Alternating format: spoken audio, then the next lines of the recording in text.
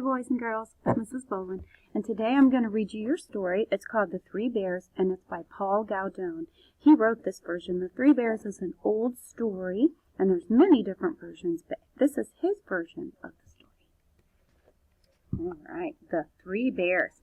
And as we're reading this, I want you to think about where it's taking place. I want you to think about the setting, where the story is happening, and I want you to think about the characters. Who's in the story? Who is the story about? Once upon a time, there were three bears who lived together in a house of their own in the woods.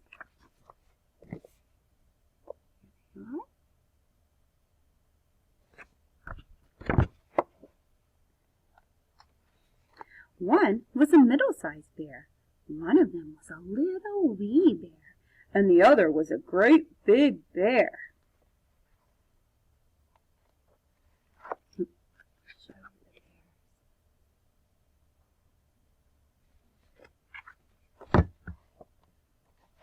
They each had a bowl for their porridge. The wee little bear had a little wee bowl. The middle-sized bear had a middle-sized bowl. And the great big bear had a great big bowl. They each had a chair to sit in. The little wee bear had a little wee chair. The middle-sized bear had a middle-sized chair. And the great big bear had a great big chair.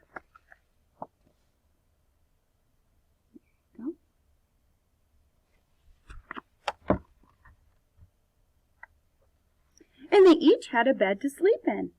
The little wee bear, he had a little wee bed. The middle-sized bear, she had a middle-sized bed. And the great big bear had, what do you think the great big bear had? That's right, he had a great big bed. One morning, the three bears made porridge for breakfast and poured it into their bowls. But it was too hot to eat, so they decided to go for a walk in the woods until it cooled. While the three bears were walking,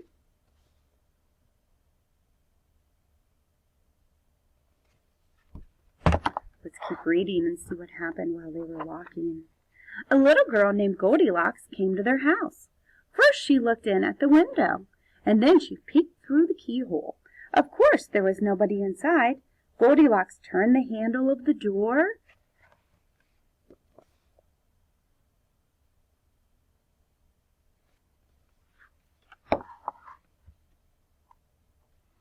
The door was not locked because the three bears were trusting bears. They did not know any harm and never thought anyone would harm them. So Goldilocks opened the door and went right in. There was the porridge on the table. It smelled very, very good. Goldilocks didn't stop to think whose porridge it was. She went straight to it.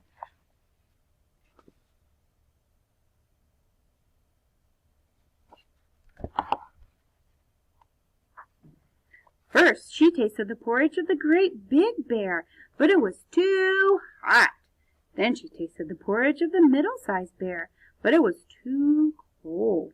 Then she tasted the porridge of the little wee bear, and it was just right. It was neither too hot nor too cold, but just right. Goldilocks liked it so much that she ate it all up. Then Goldilocks went into the parlor to see what else she could find.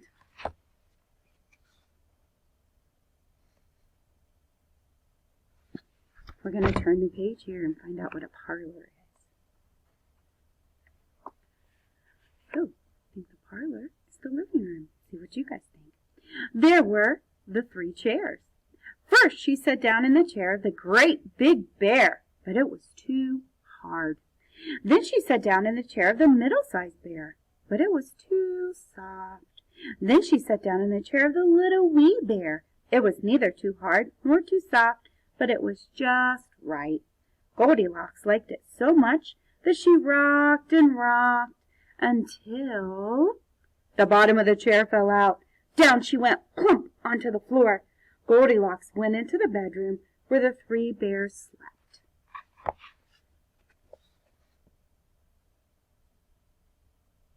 You can see her there. The little wee bear's chair broke.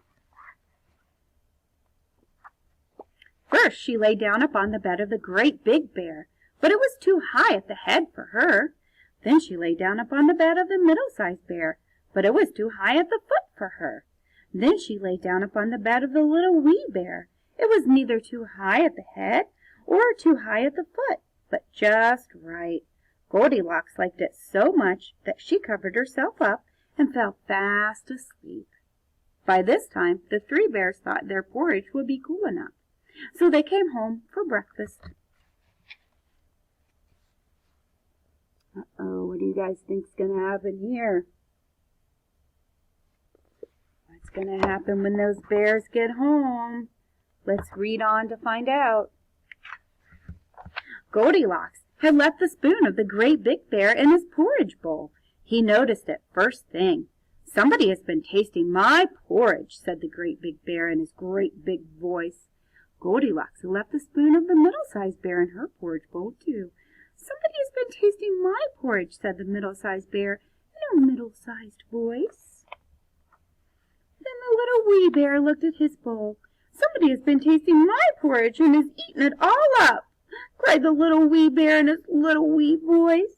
The three bears went into the parlor. They're going to go into the living room.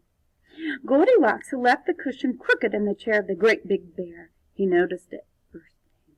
"Somebody has been sitting in my chair," said the great big bear in his great big voice.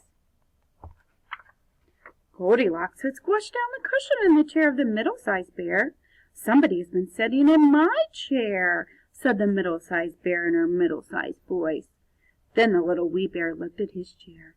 "Somebody has been sitting in my chair and has sat right through it," cried the little wee bear in his little wee voice. The three bears went into the bedroom. What do you think they're going to find in the bedroom? Let's read on and find out. Goldilocks had pulled the pillow of the great big bear out of place. He noticed it first thing. "Somebody has been lying in my bed," said the great big bear in his great big voice. Goldilocks had pulled the blanket of the middle-sized bear out of place. "Somebody has been lying in my bed," said the middle-sized bear in her middle-sized voice. Let's see what baby bear, the little wee bear, says. Then the little wee bear looked at his bed. "Somebody has been lying in my bed, and here she is," cried the little wee bear in his little wee voice. This woke up Goldilocks. All at once, there were the three bears, all staring at her. Look at this. It woke her up. She's got one eye open like this, peeping. She's peeping. It woke her up.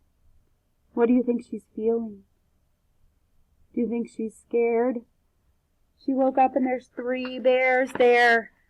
Let's read on and see what happens. Goldilocks was so frightened, that's another word for scared, that she tumbled out of bed and ran to the open window. Out she jumped, and she ran away as fast as she could, never looking behind her. No one knows what happened to Goldilocks after that. As for the three bears, they never saw her again. There she is, jumping out the window and running away. And then here's the three bears looking out the window. And then they never saw her ever again.